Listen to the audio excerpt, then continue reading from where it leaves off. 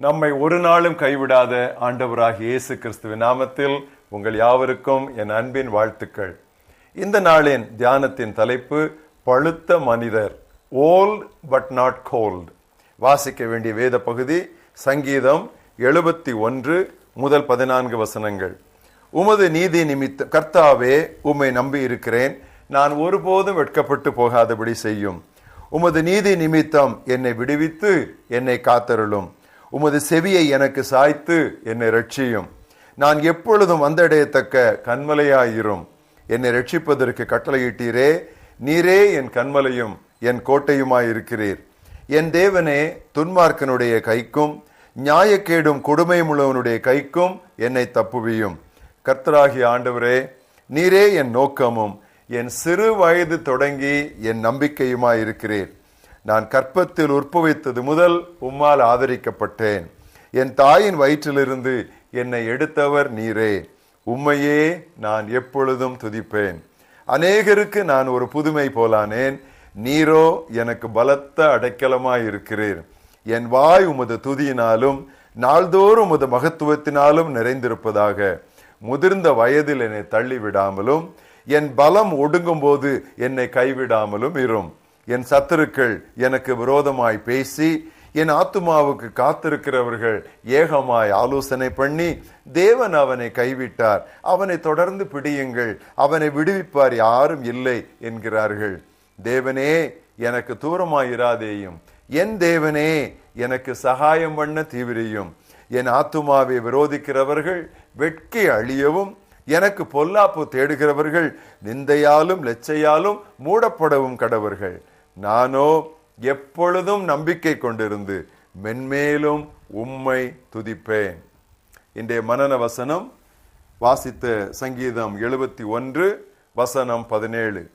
71 old age, 17 teenage. நன்றாக நினைவில் வைத்துக் கொள்ளலாம்.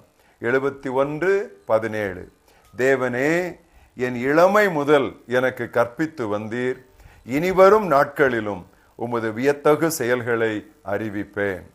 இன்றைய தினம் மூத்த குடிமக்களுக்கான ஒரு தியானம்.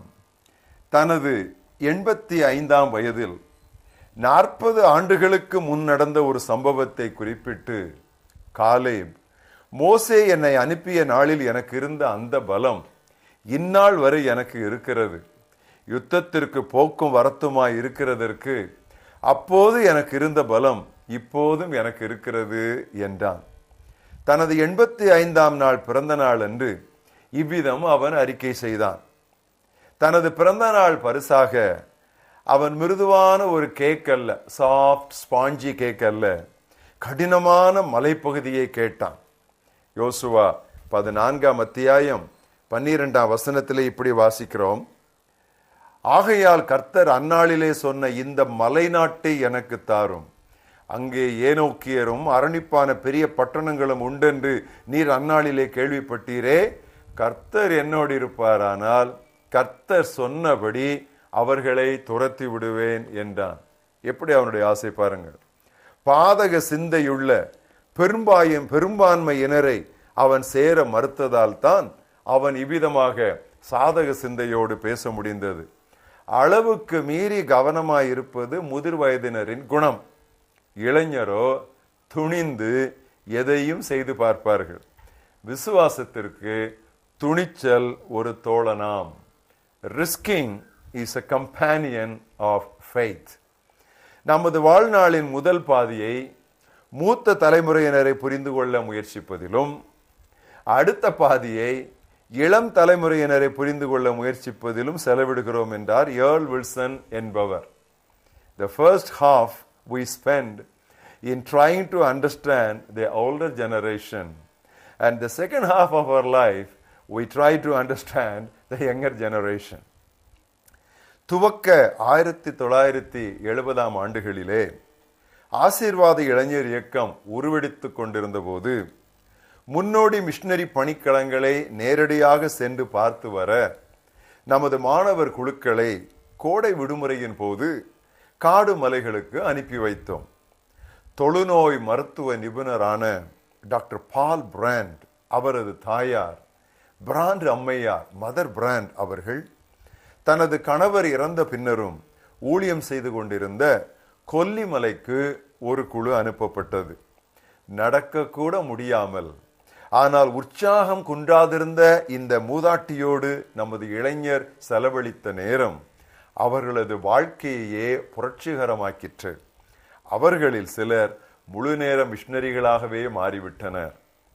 இளைஞரோடு நேரம் செலவழிப்பது அருமையான மூத்த குடிமக்களே, உங்களுக்கு மட்டுமல்ல, அவர்களுக்கும் பெருநன்மை பயக்கும். சில ஆண்டுகளுக்கு முன் வயதான பேராசிரியர் ஒருவர் நான் ஒரு மாலை ஆராதனையில் பேசி முடித்ததும் என்னை அழைத்து, ஸ்டான்லி, கடவுள் உன்னை தமது கரத்தில் எடுத்திருப்பதை நினைத்து மகிழ்கிறேன்.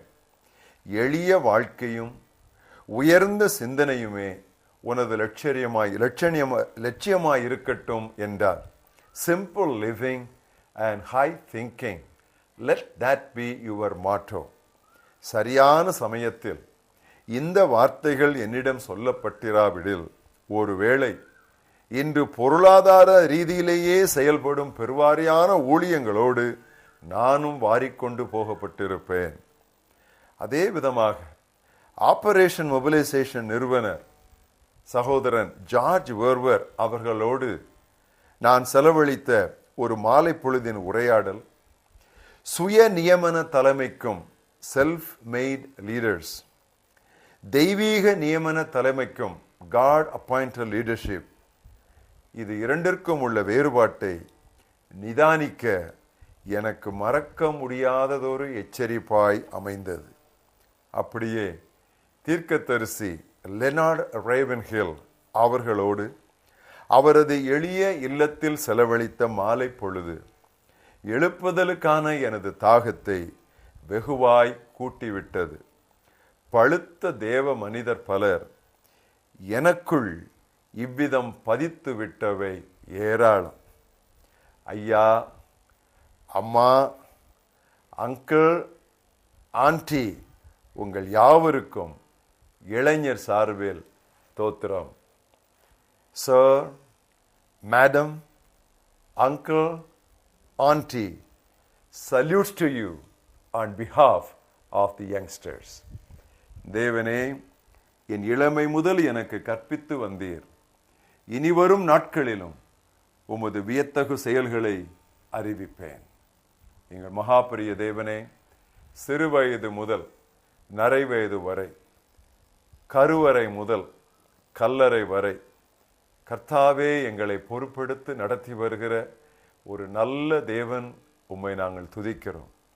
இந்த தேவன் நமது தேவன், மரண பரியந்தம் அவர் நம்மை நடத்துவார். கர்த்தாவே, எண்ணிறந்த உமது வாக்குகளுக்காக நாங்கள் உம்மை துதிக்கிறோம். முதிர் வயதிலும் கனிதந்து புஷ்டியாயிருப்பார்கள், கீழே வேர்பற்றி மேலே கனி கொடுப்பார்கள். இம்மட்டும் தாங்கினேன், இனிமேலும் தாங்குவேன்.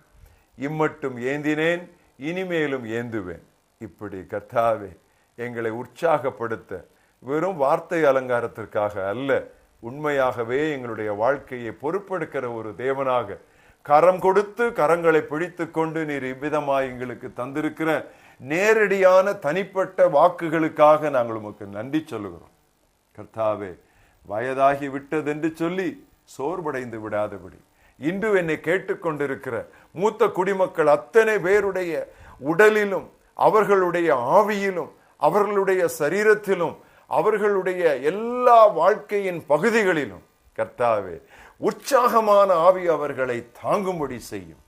இப்பொழுதே கர்த்தாவே, சோர்ந்து போயிருக்கிற அவர்களை தட்டி எழுப்பி அனல் மூட்டி அப்பமும் சூடான அப்பமும் தண்ணீரும் கொடுத்து இன்னும் நீங்கள் பண்ண வேண்டிய பிரயாணம் வெகு தூரம் என்று அவர்களை தட்டி நீர் முன்னாலே சுமந்து கொண்டு போக வேண்டும் என்று நான் ஜெபிக்கிறேன். உம்முடைய வார்த்தைகளுக்காக நாங்கள் உம்மை துதிக்கிறோம். ஆதி முதல் அந்தம் வரை, ஆதி முதல் அந்தத்தை அறிந்தவராக நீர் எங்களோடு இருக்கிறீரே. நீர் வாழ்க, நீர் வாழ்க, நீர் வாழ்க. இயேசு கிறிஸ்துவின் நாமத்தில் இந்த தொழுகையை ஏற்றுக்கொள்ளும் எங்கள் ஜீவனுள்ள பிதாவே, ஆமென்.